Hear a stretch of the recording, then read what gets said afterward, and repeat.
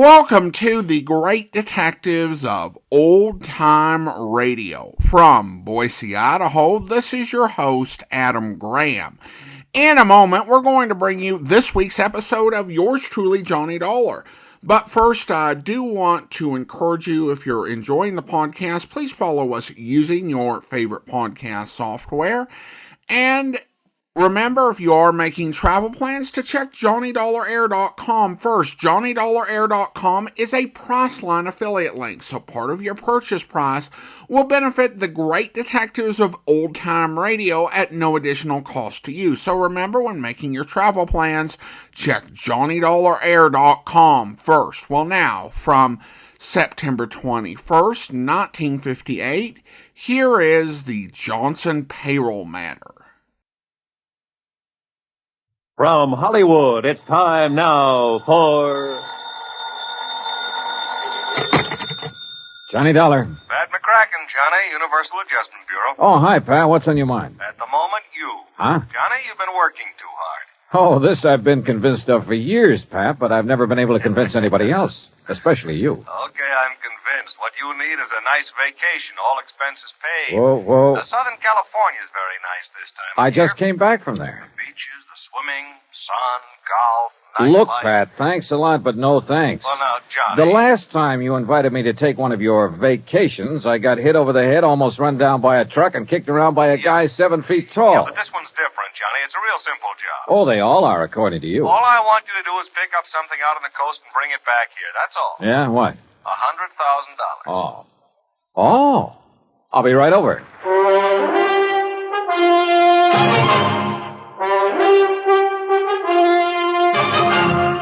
Bob Bailey in the exciting adventures of the man with the action-packed expense account, America's fabulous freelance insurance investigator. Yours truly, Johnny Dollar.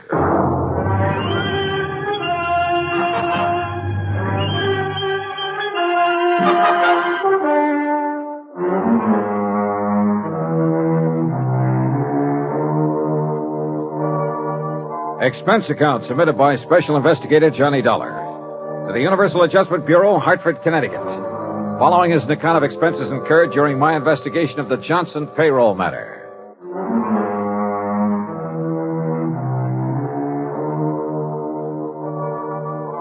Expense account item 1, $1.25 cab fare from my apartment to the office of Universal Adjustment Bureau and Pat McCracken. Well, $100,000 made you prick up your ears, Johnny. Sit down. Okay, Pat. What's the deal? You hear about the Johnson payroll robbery last week down in New York? I read about it, but there weren't too many details. They got $100,000, and the payroll was insured by one of the companies we represent. How many in on the robbery, do you know? Oh, we're not sure. There were several. One of them was fatally wounded. Was he able to talk before he died? Yeah, just enough to tell us the plan was to split up after the robbery, meet in another city to divvy up the loot. Uh-huh. And you think it's out in California now? We also think one of the crooks may be trying to double-cross the others. Hiding out from them, maybe? That's the general idea. We got a call from Los Angeles this morning. Fellow wouldn't give his name, but he claimed he could give us a lead on the one who has the dough. For a price, of course. Oh. So you're to meet him in L.A. and find out what he knows, if anything. What do you figure his angle is, Pat? Oh, maybe several, Johnny, but I don't care. What I do care about is getting the money back. All right. How do I contact this man in Los Angeles? You don't, he'll contact you. At your hotel, the Nestor. The Nestor. Okay, Pat, I'm on my way. Oh, just one thing, Johnny. Yeah? Maybe it's occurred to you, maybe it hasn't. There will be others looking for that money, too. The other guys involved in the robbery? Yeah. Of course, if you can get there first. I'll try. Oh, and don't bother telling me to be sure to get back there in one piece. That I'll really try to do.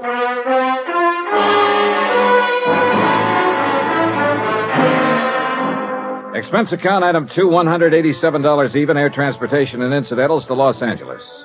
I've been told to stay at the Hotel Nestor, so I took a cab. That's item 3, $5.50 from the airport. It was just getting dark as my cab pulled up in front of the place.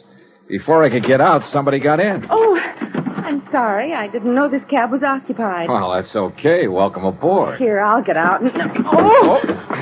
It's okay. I've got you. Sorry, I lost my balance. Must have got my heel. You may be sorry, but I'm not. I can't think of a better way to arrive in a strange city than with a beautiful girl in your arms. You'll let go of me. Oh, yeah, well, if you insist. Thanks. I'm sorry. Oh, wait a minute. You can have this, Gab, as soon as I get my stuff out. Oh, that's all right. I'm in a hurry. I'll get another one. Goodbye. Oh, wait a second. I mean, after all... Oh, well.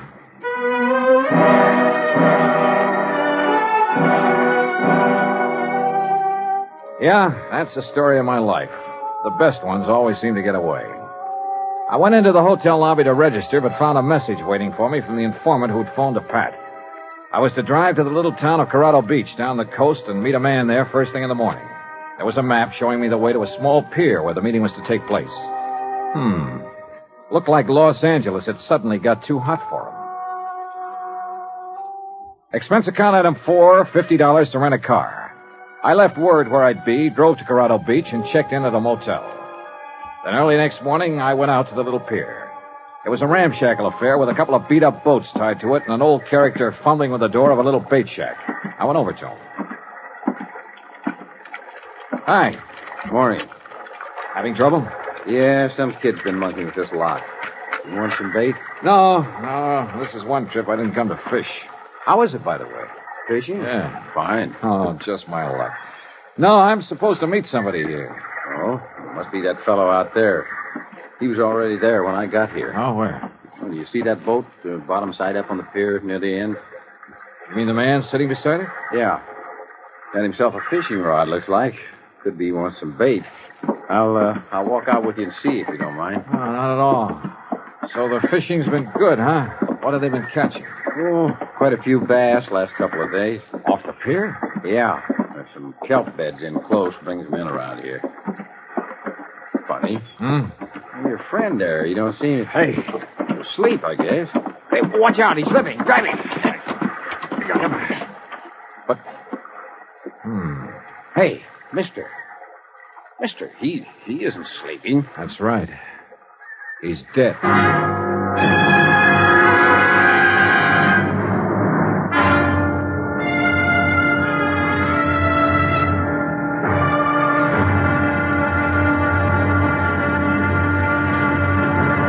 Act two of yours truly, Johnny Dollar, in a moment. Our flag now numbers 50 stars, and behind each star there stands yet another flag, representing one of the 50 states. Georgia's state flag displays the state seal on a strip of blue. The seal symbolizes the fact that constitutional government rests equally on the three major branches of government, legislative, executive, and judicial, and that all three must be guarded equally if a sound government is to be maintained. The greater portion of Georgia's flag is crimson. On it is superimposed the blue cross of St. Andrew, bearing 13 white stars for the original 13 colonies. This cross, made in the form of saltire, or X, was adopted from the national flag of Scotland. Georgia's state flag, the flag of the fourth state to enter the Union, was adopted in 1956. And now, Act two of yours truly, Johnny Dollar, and the Johnson payroll matter.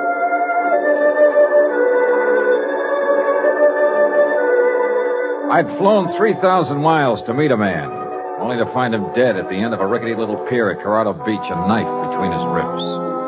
I searched him while the old fellow at the bait shack went to call the police, but I didn't find a thing on him to help me. No identification, even. Later, talking to the police, well, they didn't have any line on him either. My only lead on the payroll robbery was dead. I waited around the motel most of the day, hoping the police could turn up something on the dead man, but it was no soap. Item 5, $2 for drinks in the town's only bar while I tried to figure out my next move. And my next move was to the phone booth in the corner to call Pat McCracken back in Hartford. Collect. Oh, tough luck, Johnny. But are you sure the dead man is our informant? There was no identification on him, but he was right where he told me he'd be in the message he left for me in L.A. Well, probably not much doubt about it then. Oh, incidentally, I sent some mug shots out to you. Some men who might have been involved in the Johnson payroll job. Sent them airmail special. Yeah, I got him about an hour ago. We're not sure if any of them are the ones or not, and we don't have any line at all on the leader of the gang. Well, what's your next move, Johnny? Search me. Right now, I'm right in the middle of nowhere. I guess I... Hey, wait a minute. What's the matter? Maybe I'm not out of leads after all. What do you mean? Pat, I'll call you later. What pulled me off that phone in a hurry was a glimpse of somebody over near one end of the bar. I slid out of the booth and went over.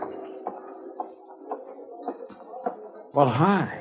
What? Imagine meeting you here. I'm afraid I don't know what you're talking about. You're the girl who got into my cab in Los Angeles. I'm afraid you're confusing me with somebody else. I'm sorry. I have to go. No, just a minute. I'm beginning to think it wasn't just coincidence you got into my cab. Maybe we'd better have a little talk. Please, go of my arm. You've made a mistake, and there's nothing to talk about. Is he annoying you, lady? Now, look, bartender, I'm just trying to find... Yes, he is annoying me. Take your hands off her, buddy. Now, look, Joe. I mean it, and my name ain't Joe. I got you outweighed by about 40 pounds, buddy. You don't understand. Just let go of her, and we'll talk it over. Okay. Thank you. Now, just what is it I don't understand, buddy? Skip it, buddy. So she got away from me. I grabbed my top coat off a hook and stepped outside the bar. It was damp and foggy out there. I put on the coat and started looking around for her, but it was too late. She was just plain gone. Then, walking along with my hands in my coat pockets, I realized there was something in one. A key to a motel room, but not mine. Funny. Then I remembered I'd had the coat beside me in the taxi when the girl climbed in back in Los Angeles. Yeah, she could have slipped it in the coat pocket then. Why? Well, that's what I wanted to find out. I looked up the motel. It was about a mile down the highway from mine, room 7. Yeah, the key fit all right. Then as I opened the door, I realized I had company right behind me. Freeze, Dollar. Huh? Who are you? Never mind. Inside. Move. Okay. Get that blind down. Okay. Oh, wait a minute. Your face looks familiar. Yeah, those mug shots McCracken sent me. You must be Slattery. Bright boy. One of the guys they suspect of pulling the Johnson payroll job. Too bright for your own good, Dollar. You must be the one who killed the man out on the pier. The man who was going to tell me where the payroll dough is. That's a nice stall, Dollar, but it won't work. What do you mean, Slattery? Blake killed him, and you know it. Yeah? Who is Blake? You want to play it coy, huh, Dollar? Okay, we'll do it your way. Blake's got the payroll dough, and you're working with him. Just how do you figure that? Blake's girlfriend climbed in your taxi in Los Angeles. I figure she slipped you the key to this room. Hey, look, you got a few things all twisted. Shut up and stand still. This gun has a habit of going off sometimes. Okay. So where's the dough? Take it or leave it, Slattery. I don't know. Well, it better be in this room. Yeah? If it isn't... You guess. I don't think I need more than one. If it isn't here, I'm not leaving. That the idea? Oh, you leave, all right. It's just that you won't be walking out of here. Act 3 of yours truly, Johnny Dollar, in a moment. Over 150 years ago, the Swiss poet Henri Amiel wrote, "Heroism is the brilliant triumph of the soul over fear. Heroism is the dazzling and glorious concentration of courage." During the Korean campaign, Corporal Ronald Rosser was attached to the heavy mortar company of the 38th Infantry, 2nd Division, United States Army.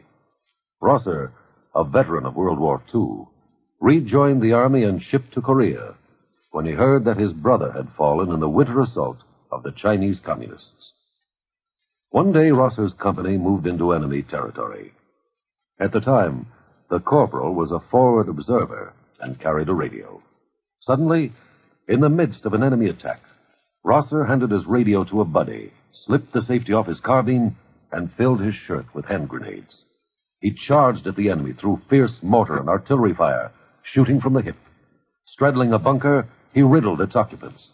Still advancing, he accounted for 2 more of the enemy, shooting one through the head and clubbing another to death. Continuing his one-man charge, he jumped into a trench full of enemy soldiers, opened fire, and forced his way relentlessly down the length of the trench, killing right and left with grenades and carbine fire. Out of ammunition, he returned to his company, where he replenished his supply. Then he charged the enemy again and again. Finally, he returned to his own area, and taking the radio back from his friend, he moved out with his company. Corporal Ronald Rosser was awarded the Medal of Honor for his action. Action which had shown the enemy that his personal code of conduct wouldn't let them push around either his kid brother or his country. And now, Act 3 of yours truly, Johnny Dollar and the Johnson Payroll Matter.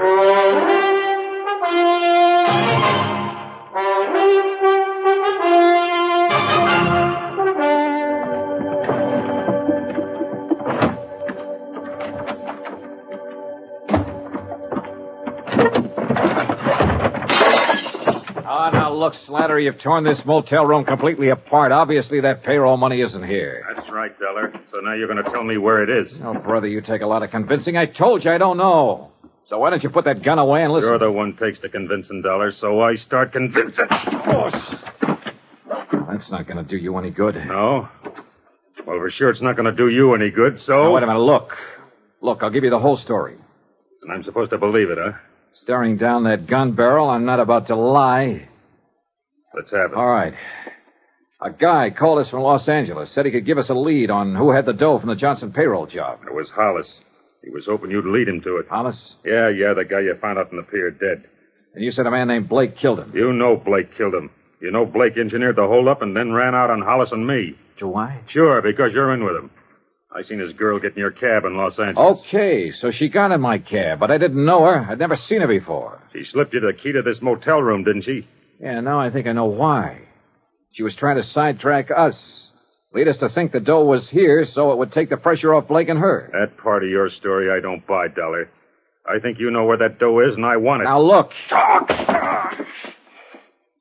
If you think I'm going to take any more of this. This gun says that's exactly what you're going to do until you decide to talk. I roll with this next one and let my eyes droop when my knees sag.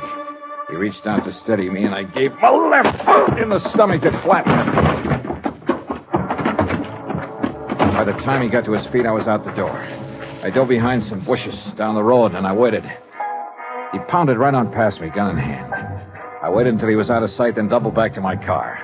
Apparently, Slattery didn't know Blake's girl was around here somewhere. One thing was sure. I had to find her, but fast. There were only 3 motels in town. The one I was staying at, the one where Slattery had been playing patty cake on my jaw, and a third off the highway near the beach. I drove to that one and checked the register. It showed a Myrna Grant in number 8.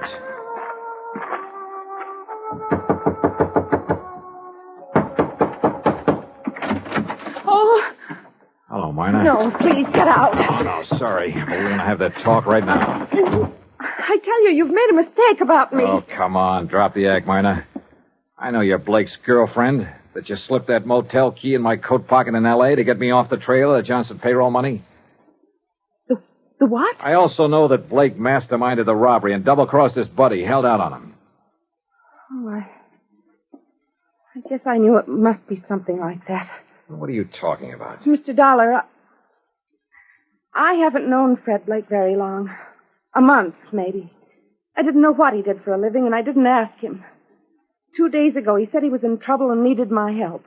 He wanted me to slip that key into your coat pocket in the taxi in Los Angeles. To take Slattery off his trail. Then he told me to meet him here at the beach. When I saw you in the bar a while ago, I got panicky. I didn't know what to do. But that's all I know about it. Mr. Dollar, I didn't know Blake was a criminal. Honestly, I didn't. Yeah? Then will you help me find him? Yes. I will, Mr. Dollar. If I can. The trouble is, right now, I don't know where he is any more than you do.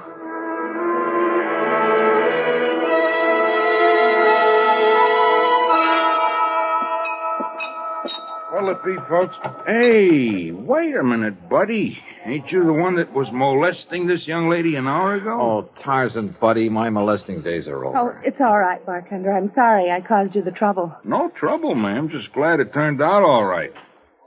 Things, happen fast here at the beach, I guess. I don't suppose you've ever heard of a guy named Fred Blake, have you? Yeah, not that I remember. You looking for him? Yeah. What's he look like?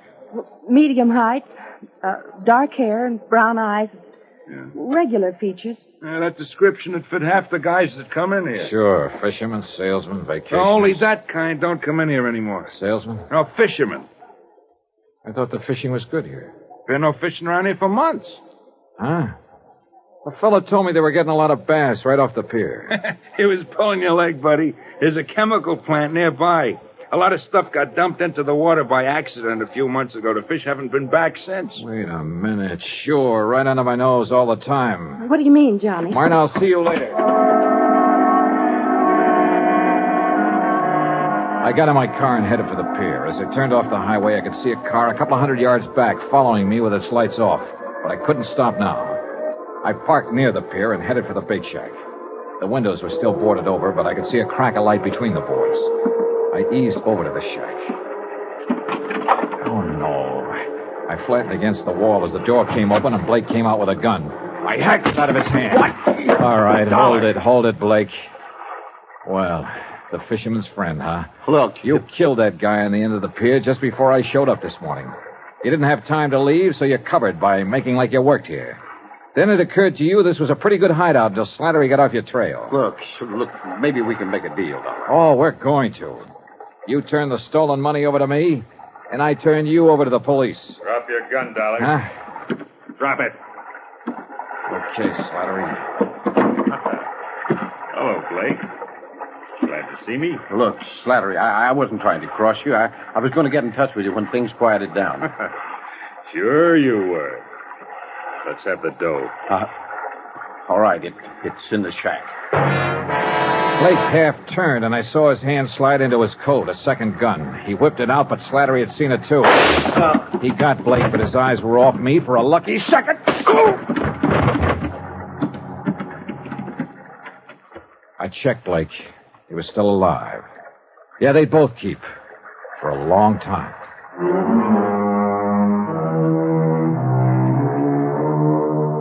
Item 6, $174 even, air transportation and incidentals back home. Expense account total, $526.50. Remarks? The payroll money is back where it belongs. And Slattery and Blake are back where they belong, with Blake facing a murder rap to boot. Funny, I probably wouldn't have nailed him if he hadn't told me that phony story about the fish biting near the pier. Teaches me a lesson, Pat. I'm not going to tell any more fish stories. They can kill you. Yours truly, Johnny Dollar.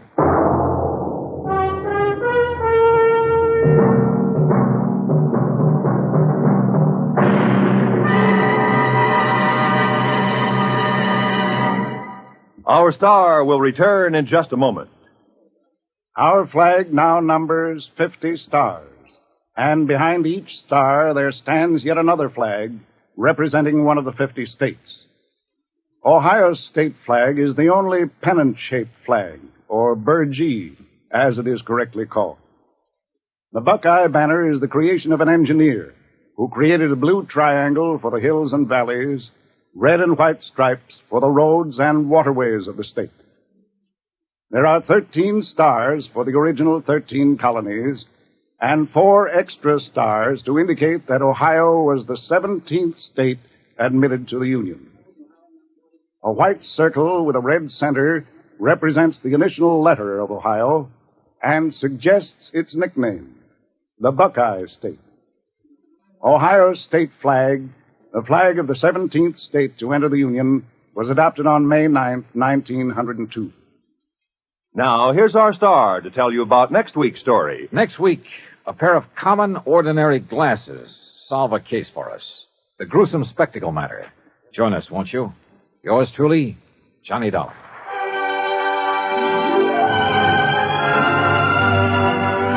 Yours truly, Johnny Dollar, starring Bob Bailey, originates in Hollywood and is produced and directed by Jack Johnstone. Today's story was written by Robert Stanley.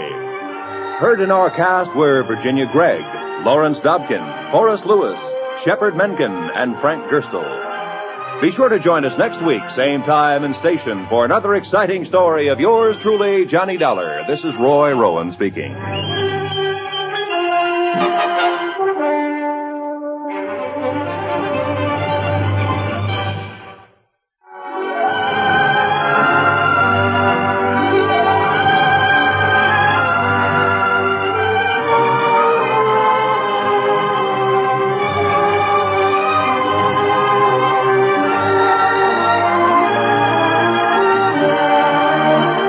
This This is the United States Armed Forces Radio and Television Service.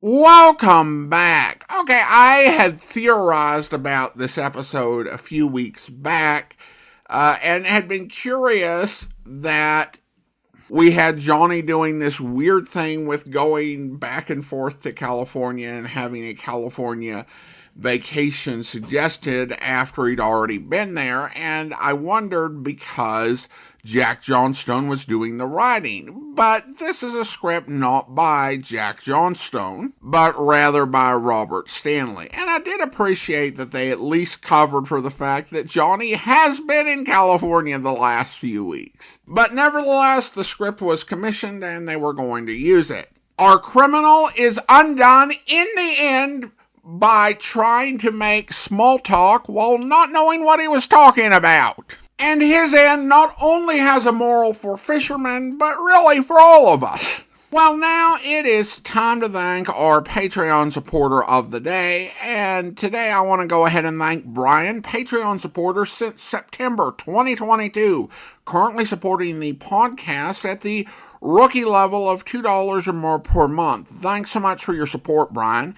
And that will do it for today. If you're enjoying the podcast, please follow us using your favorite podcast software. And if you're enjoying the podcast on YouTube, be sure to like the video, subscribe to the channel, mark the notification bell. All those great things that help YouTube channels to grow. We will be back next Friday with another episode of Yours Truly, Johnny Dollar, but join us back here tomorrow as we give way to the great adventurers of old-time radio where... Name is Kunzel. I'd bet 5, one of the best. When do you want to pick him up? I don't. What? And he mustn't know he's even suspected. We've had him pegged for a long time. He's after something big, but it wouldn't be Kunzel. Information? The second front? We think so. Where and when? Yes, they'd like to know that. Kunzel's a big shot. The German High Command is counting on his information. So we've got to arrange for him to get it. The wrong information. And we've got to let him take it back to them. I see. The plan will include a logical way for him to make his escape. It must be cleverly staged. Remember, we're dealing with a very smart man. I hope you'll be with us then. In the meantime, send your comments to box13@greatdetectives.net. Follow us on Twitter at Radio Detectives and check us out on Instagram, instagram.com/greatdetectives. From Boise, Idaho, this is your host, Adam Graham, signing off.